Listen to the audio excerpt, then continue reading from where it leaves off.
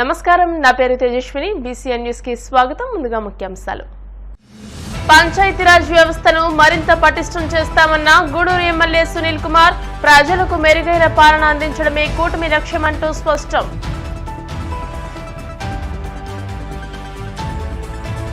ఎన్నికల నిర్వహణపై అనుమానాలను నివృత్తి చేయండి. ఎన్నికల సంఘాన్ని డిమాండ్ చేసిన మాజీ మంత్రి అంబటి.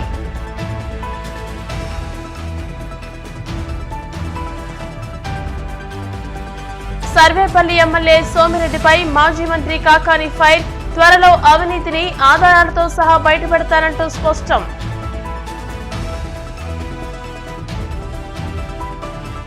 బాపట్ల జిల్లా లంక కాల్వ కట్ట వద్ద భారీ అగ్ని ప్రమాదం.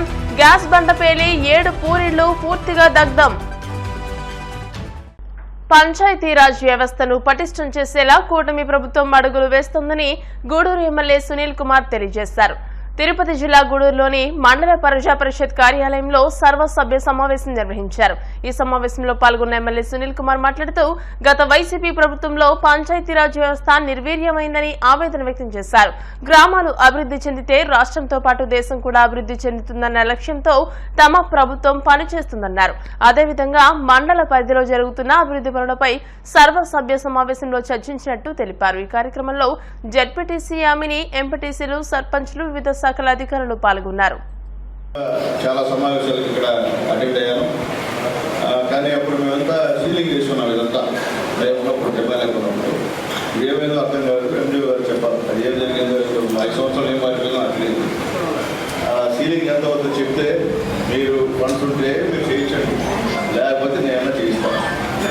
ఎందుకంటే మండలంలో మన మీటింగ్ ఈ యొక్క మందిరం విధంగా ఉంటే అందరూ కూడా వేరే వాళ్ళకి మనం కామెంట్ చేసే పరిస్థితి రాకూడదు.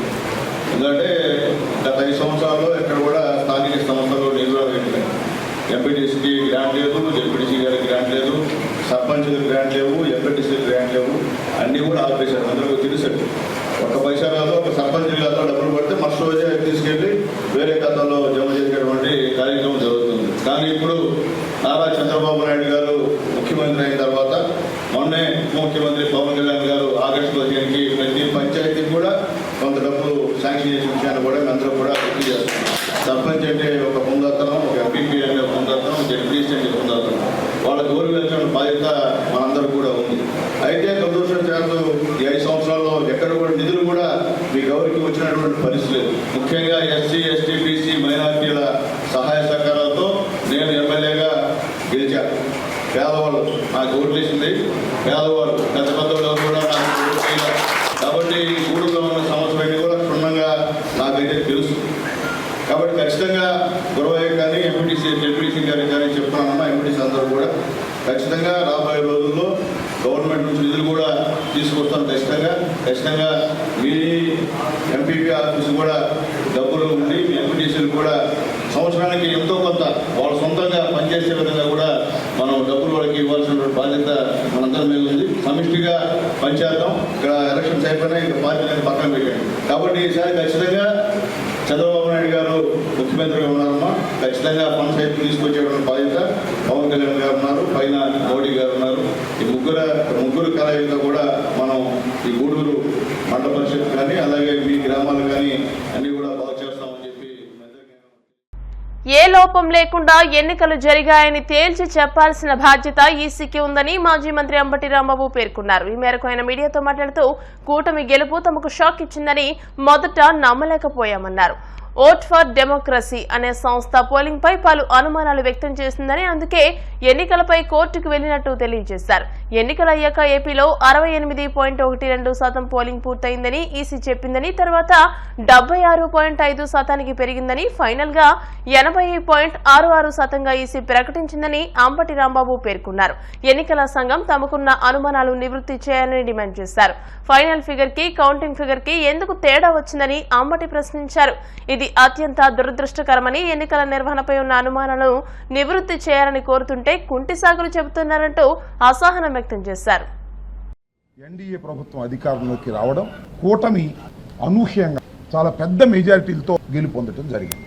దీని మీద మేమందరం షాక్ గురవడం అయ్యాం. సహజమైనటువంటి అంశం. గెలుస్తాం అనుకున్నాం కాబట్టి, ఓటమి పాలయ్యాం కాబట్టి షాక్ గురయ్యాం. ఇది నమ్మలేనటువంటి అంశంగా మాకు అనిపించింది. ప్రజలు ఇచ్చిన తీర్పుని అంగీకరించాలనే ఉద్దేశంతో ముందుకు వెళ్తుంది. ఈ దశలో భారతదేశంలో ఉన్నటువంటి అనేకమైనటువంటి డెమోక్రసీని కాపాడాలనేటువంటి లైక్ ఓట్ ఫర్ డెమోక్రసీ అనేటువంటి ఒక సంస్థ మొన్న జరిగినటువంటి వాటి నిర్వహణ మీద కొన్ని అనుమానాలు, మాకు కూడా ఉన్నటువంటి అనుమానాలు, ఈ అనుమానాలు వ్యక్తం చేయటం ద్వారా మరింతగా బలపడుతూ వచ్చాయి. ఈ అనుమానాలను నివృత్తి చేయవలసినటువంటి బాధ్యత ఎలక్షన్ కమిషన్ ఆఫ్ ఇండియాకు ఉంది. ఎలక్షన్ కమిషన్ ఆఫ్ ఇండియా అనేది ఒక ఇండిపెండెంట్ రాజ్యాంగబద్ధమైనటువంటి ఒక సంస్థ. ఎక్కడ ఏ లోపం లేకోకుండా జరిగింది అని అనిపించవలసినటువంటి బాధ్యత వారికి ఉంది. ఇక్కడ గమనించాల్సిన అంశం ఏమిటంటే 6 గంటలకు ఎన్నికల పోలింగ్ అయిపోతుంది.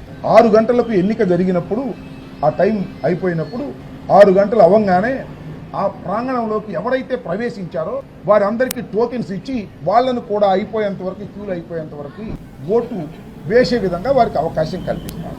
6 గంటలకి పోలింగ్ టైం అయిపోయిన తర్వాత ఎలక్షన్ కమిషన్ కొన్ని ఫిగర్స్ని రిలీజ్ చేసింది. అదేమిటంటే మాకు అందిన సమాచారం ప్రకారం 68.12% ఆంధ్రప్రదేశ్లో పోల్ అయినాయి. ఆ తర్వాత అదే రోజు 11:45 సుమారుగా ఆ ప్రాంతంలో మరొక అనౌన్స్మెంట్ చేశారు. 76.5% అంటే పెరిగింది. మళ్ళీ ఫైనల్ ఫిగర్స్ ప్రకటించిన తర్వాత 80.66 ప్రకటించారు.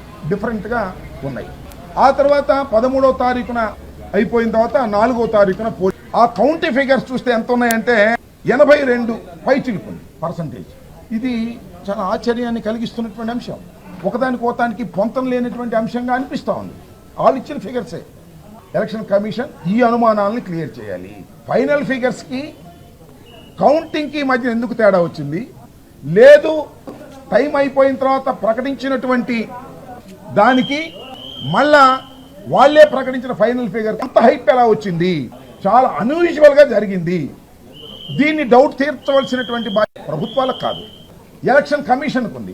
వాళ్ళు ఇంతవరకు తీర్చినటువంటి పరిస్థితి అనేక సందర్భాల్లో అడిగినా కూడా చాలా మంది, మేం కాదు చాలా మంది ఇండియాలో మంది అడుగుతా ఉన్నా కూడా దానికి ఇంతవరకు కూడా ఆ అనుమానాలను నివృత్తి చేసేటటువంటి కార్యక్రమం ఎలక్షన్ కమిషన్ చేయకపోవటం వల్ల ఉన్న అనుమానాలు మరింతగా పెరుగుతూ ఉన్నాయి. దీన్నే ఒకసారి ఎలక్షన్ కమిషన్ ఆఫ్ ఇండియా ఆంధ్రప్రదేశ్కి తెలియపరచాలనే ఉద్దేశంతో నెల్లూరు జిల్లా సర్వేపల్లి నియోజకవర్గంలో ఎమ్మెల్యే సోమిరెడ్డి చంద్రమోహన్ రెడ్డిపై మాజీ మంత్రి కాకాని గోవర్ధన్ రెడ్డి సంచలన వ్యాఖ్యలు చేశారు. నియోజకవర్గంలో ఫీల్డ్ అసిస్టెంట్ పోస్టులకు సోమిరెడ్డి 3 లక్షలు డిమాండ్ చేశారని బీజేపీ నేత పెంచలయ్య ఆరోపించగా దీనిపై కాకాని తీవ్ర స్థాయిలో స్పందించారు. తన వద్ద అంత డబ్బులు లేవని చెప్పినా సోమిరెడ్డి కనికరించలేదని బీజేపీ నేత అసహనం వ్యక్తం చేశారని అన్నారు. ఇరిగేషన్ పనులను పరిశీలించడం, కాంట్రాక్టర్లను బెదిరించి మామూళ్లు వసూలు చేయడం సోమిరెడ్డికి అలవాటుగా మారిందని ఆగ్రహం వ్యక్తం చేశారు. ఎస్ఎంజే డిస్టిలర్స్ నుండి తాను మామూలు తీసుకున్నానని సోమిరెడ్డి ఆరోపించడం విడ్డూరంగా ఉందన్నారు. చేసిన ఆరోపణలను నిరూపించాలని కాకాని సవాల్ చేశారు. త్వరలోనే సోమిరెడ్డి చేసే అవినీతి పనులకు సంబంధించి ఒక రికార్డు విడుదల చేస్తామని అన్నారు. గతంలో ఫీల్డ్ అసిస్టెంట్ పోస్టులు, అంగన్వాడీ, అవుట్ సోర్సింగ్ ఉద్యోగాలకు డబ్బులు తీసుకునేది నిజం కాదా అని ప్రశ్నించారు. ఇప్పుడు ఉద్యోగుల బదిలీలకు కూడా డబ్బులు తీసుకుంటున్నారని, అలాగే లేఅవుట్లకు డబ్బులు తీసుకుని అనుమతులిస్తున్నారని కాకాని ఆరోపించారు. బ్లాక్మెయిల్ చేయడం, అధికారంలో ఉంటే బెదిరించి డబ్బులు వసూలు చేయడం, ఎక్కడున్నా నువ్వు డబ్బులు వసూలు చేయాల్సింది. అందుకే ఆ భర్తృహరి పద్యం నీకు బ్రహ్మాండంగా వర్తిస్తుంది. చాలా మంది ఏదన్నా అధికారంలో ఉంటే డబ్బులు వసూలు చేసేవాళ్ళని చూసాం, కానీ నువ్వు అధికారంలో ఉన్నప్పుడు బెదిరిస్తావు, అధికారం లేనప్పుడు బ్లాక్మెయిల్ చేస్తావు. నేను నిన్ను అనేక సందర్భాల్లో మాట్లాడా నీ గురించి. ఏమని? నువ్వు పోస్టులు అమ్ముకుంటున్నావు, ఇది గతంలో నీకు అలవాటు ఉంది. నువ్వు మంత్రిగా ఉన్నప్పుడే లెటర్ హెడ్ మీద సంతకాలు పెట్టి అక్కడ ఇచ్చిపోతే నీ కొడుకు వాళ్ళ పేర్లు రాసి పంపిస్తున్నాడు. షిఫ్ట్ ఆపరేటర్లకు సంబంధించి షిఫ్ట్ ఆపరేటర్ పోస్టులు అమ్ముకున్నావు, ఈరోజు విఓఏ పోస్టులు అమ్ముకున్నావు, ఫీల్డ్ అసిస్టెంట్ పోస్టులు అమ్ముకున్నావు, డీలర్లు, రేషన్ డీలర్ల పోస్టులు అమ్ముకున్నావు, మధ్యాహ్న భోజనానికి సంబంధించినటువంటి వాళ్ళ పోస్టులు అమ్ముకున్నావు. ఇవన్నీ గతంలో నీకున్నటువంటి చరిత్ర, కొత్త ఏం కాదు. దానికి పరాకాష్ట ఈరోజు ఏంటంటే చివరికి నువ్వు ఏ స్థాయికి దిగజారిపోయావంటే అవుట్ సోర్సింగ్ పోస్టులు ఏదన్నా ఉన్నా సరే వాటికి ఎవరన్నా అధికారుల దగ్గరికి వస్తే పోస్టింగ్లకి.